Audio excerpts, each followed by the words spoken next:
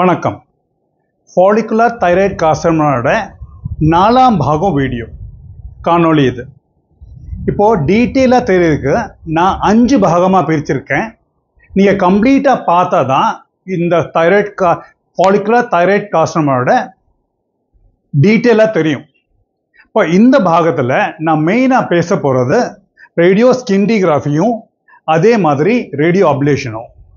இது ஏன் செய்கிறோன்னா, தைராய்டு ஆப்ரேஷன் முடிஞ்சிருச்சு, அது தேர்ட் பார்ட் பாருங்கள் புரியும். அந்த ஆப்ரேஷன் முடிஞ்சோடனே உடம்புக்குள்ள எங்கேயாவது தைராய்டு டிஷ்யூ இருக்கா இல்லையான்னு தெரியணும். அது இருந்தால் அது கம்ப்ளீட்டாக எடுக்கணும். அது ஆப்ரேஷன் முடிஞ்சிருச்சு, அப்போ தைராய்டு டிஷ்யூ இருந்தால் அது ரேடியோ ஆக்டிவ் மெட்டீரியல் கொடுத்தோம்னா தெரிஞ்சிடும் இருக்கா இல்லையான்னு. அதுக்காக ரேடியோ ஸ்கின்டிகிராஃபி செய்கிறோம். அது தெரிஞ்சிருச்சுன்னா ஆப்ரேஷன் இல்லாமலே அதே அயோடின் ரேடியோ ஆக்டிவ் மெட்டீரியல் எடுத்தோம்னா, டோஸ் அதிகமாக எடுத்தோம்னா அது கம்ப்ளீட்டாக பேர்ன் பண்ணிடலாம். அதுக்கு தான் ரேடியோ அப்லேஷன் சொல்கிறது. இப்போ அதோட ப்ரிப்ரேஷன், அநேகமாக நீங்கள் தைராய்டு ஆப்ரேஷன் ஒரு சின்ன டவுனில் இல்லாட்டி சிட்டியில் செஞ்சுருப்பீங்க. அதே ஹாஸ்பிட்டலில் நியூக்ளியர் மெடிசின் டிபார்ட்மெண்ட் இருந்தால் நல்லது. அப்படி இல்லை, நீங்கள் வேறு சிட்டிக்கு போகிறீங்க, ஹையர் சென்டருக்கு போனீங்கன்னா இந்த டாக்குமெண்ட்ஸ் எல்லாம் கொண்டு போகணும். டிஸ்சார்ஜ் சம்மரி, பயாப்சி ரிப்போர்ட், நீங்கள் ஆப்ரேஷன் செஞ்ச ஸ்பெசிமென் கொடுப்பாங்க, அது இந்த மாதிரி இருக்கும், ஸ்பெசிமென் கொடுப்பாங்க. அப்புறம் சைட் பிளாக்ஸ் அது இந்த மாதிரி இருக்கும். செகண்ட் ஸ்லைட் பாருங்கள், ஸ்லைட் பிளாக். அதே மாதிரி டாக்குமெண்ட்ஸில் ஆதார் கார்டும் ரேஷன் கார்டும். இது முக்கியமாக நீங்கள் கவர்மெண்ட் ஹாஸ்பிட்டலில் ஆங்காலஜி சென்டர் போனீங்கன்னா இந்த பேப்பர்ஸ் எல்லாம் கேட்பாங்க. அங்கே ஆங்காலஜிஸ்ட்டை முதல்ல பார்க்கணும். அவங்க நியூக்ளியர் மெடிசின் டிபார்ட்மெண்ட்டில் ரெஃபர் பண்ணுவாங்க. இப்போ அவங்க கேட்பாங்க, ஆல்ரெடி நீங்கள் நான் கேட்க போகிற மருந்தும் சாப்பாடை நிப்பாட்டிருக்கீங்களா இல்லையான்னு. அது என்னன்னா steroids, nitrates, cough syrup, antihistamines, vitamins.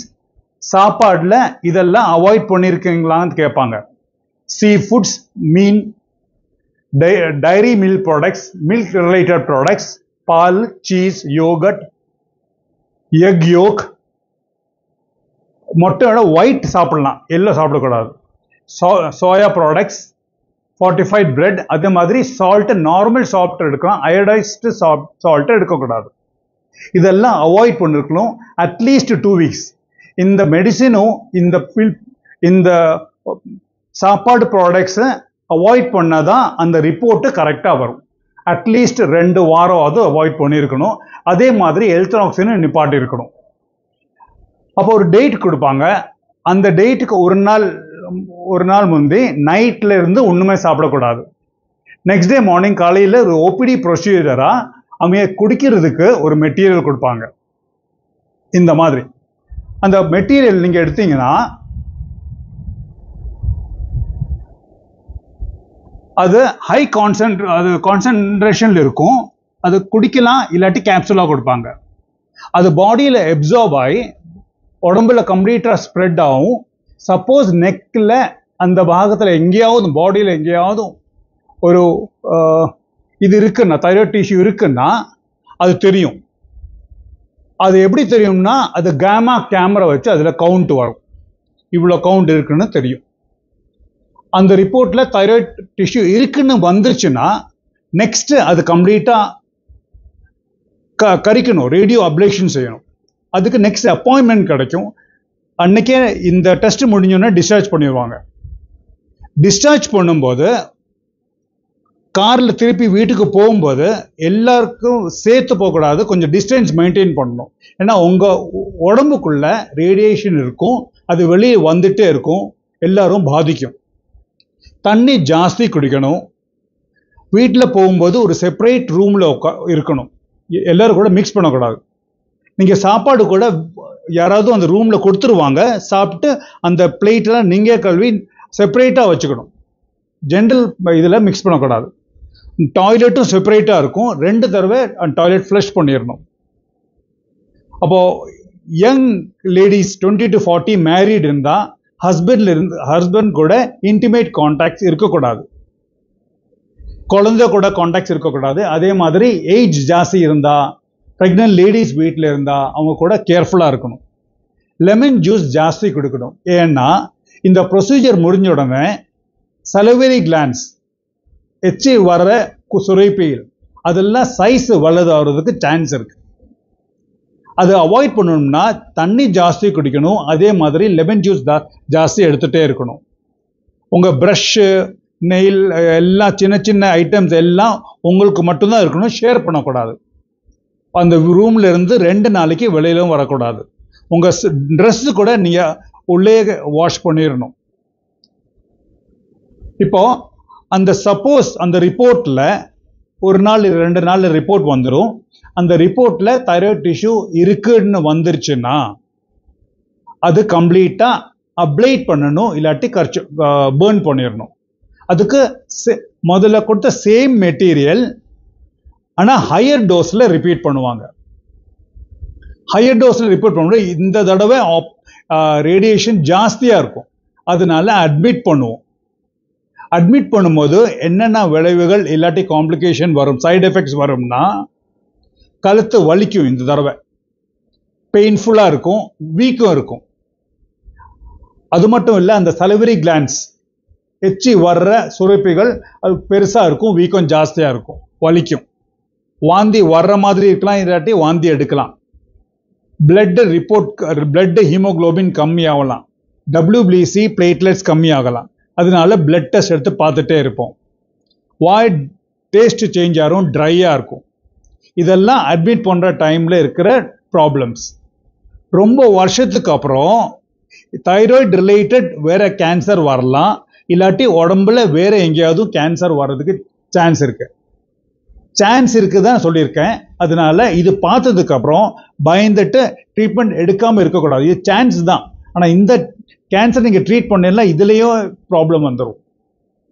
இப்போ அட்மிட் பண்ணும்போது இந்த காம்ப்ளிகேஷன் எல்லாம் கம்மி பண்ணுறதுக்காக IV ஃப்ளூயிட்ஸ் போயிட்டு இருக்கும், பிளட் டெஸ்ட் செய்வாங்க. அது பிளட் டெஸ்ட் ஏதாவது பாசிட்டிவ் வந்தால் அதுக்கு ட்ரீட்மெண்ட் கொடுப்பாங்க. தண்ணி ஜாஸ்தி குடிக்கணும், லெமன் ஜூஸ் ஜாஸ்தி குடிக்கணும், சாப்பாடு பேலன்ஸ் டயட்டு கரெக்ட் டைம் சாப்பிடணும், ஆயிலி ஃபுட்ஸை அவாய்ட் பண்ணணும்.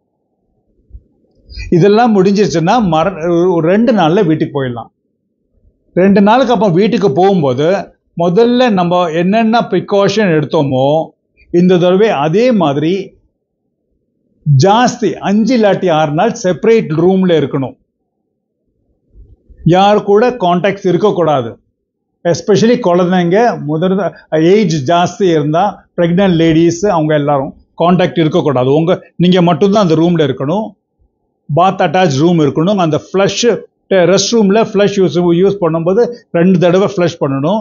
கை நல்லா வாஷ் பண்ணணும். உங்களுக்காக செப்பரேட் ஃபுட்டு, அதோட யூட்டென்சில்ஸும் செப்பரேட்டாக இருக்கும், நீங்கள் வாஷ் பண்ணி கொடுத்துடணும். உங்கள் ட்ரெஸ்ஸு கூட வாஷ் பண்ணுறது நீங்கள் தான் செய்யணும். அந்த ரூம்குள்ளே தான் இருக்கணும். ஜென்ரல் ட்ரெஸ் மெட்டீரியல்ஸோட மிக்ஸ் பண்ணக்கூடாது. தண்ணி ஜாஸ்தி குடிக்கணும், லெமன் ஜூஸ் ஜாஸ்தி எடுக்கணும். இதெல்லாம் இந்த தடவை 5 நாள் இல்லாட்டி 7 நாள் ஆகும். அதுக்கப்புறம் டாக்டரை பார்க்கும்போது பிளட் டெஸ்ட் எடுத்ததுக்கப்புறம் இப்போ எல்த்ராக்சின் ஸ்டார்ட் பண்ணலாம். இவ்வளோ நாள் எல்த்ராக்சின் ஸ்டார்ட் பண்ணலை, அதனால வெயிட் கெயின் ஜாஸ்தி ஆகிருக்கும், இரிட்டபிளாக இருப்பாங்க, ஆங்ஸைட்டி ஜாஸ்தி இருக்கும், மூட் சேஞ்ச் ஜாஸ்தியாக இருக்கும், ஃபேஸ் ரவுண்டாக இருக்கும். அதெல்லாம் கம்ப்ளீட்டாக நார்மல் ஆயிரும் எல்த்ராக்சின் ஸ்டார்ட் பண்ணும்போது. எல்த்ராக்சின் காலையில் வெறும் வயிற்றில் கொஞ்சம் தண்ணியில் எடுக்கணும். அதுக்கு கூட வேற ஒரு டேப்லெட்ஸ் மெடிசின்ஸ் எடுக்கக்கூடாது. 1/2 மணி நேரத்துக்கு அப்புறம் எது வேணாலும் சாப்பிடலாம், எந்த மெடிசன் வேணாலும் எடுத்துக்கலாம். இதுக்கு சேர்த்து அதுக்கு அப்புறம் தான் கால்சியம், வைட்டமின் டியும் அதுக்கு சேர்த்து காலிகால்சிஃபரால் எடுக்கலாம். நெக்ஸ்ட் டைம் ஃபாலோ வரும்போது ஒரு தடவையும் ஃபாலோ போகும்போது அவங்க சிரம் தைரோகுளோபினும், thyroid function test T3, T4, TSHும், serum calcium ionised and corrected serum calcium செய்வாங்க. அதுக்கு சேர்த்து சிரம் போஸ்பரஸும் சிரம் மேக்னீசியம் செய்வாங்க. இதுதான் ஃபாலிகுலர் தைராய்டு கார்சினோமாவோட காம்ப்ளிகேஷன்ஸ் ஒன்றும் இல்லைன்னா இதுதான் அதோட ட்ரீட்மெண்ட். இன்னும் ரெகுலர் ஃபாலோ அப் மட்டும் போதும். நீங்க நெக்ஸ்ட் வீடியோ, லாஸ்ட் வீடியோ பாருங்க. அதுல கேன்சர் திருப்பி வர்றதுக்கு சான்ஸ் கம்மி, அப்படி இருந்தா அது என்னென்ன கம்ப்ளைண்ட்ஸ் வரும், அது என்ன டெஸ்ட் செய்யணும், அது எப்படி மேனேஜ் பண்ணணும்னு சொல்லித்தரேன். வணக்கம்.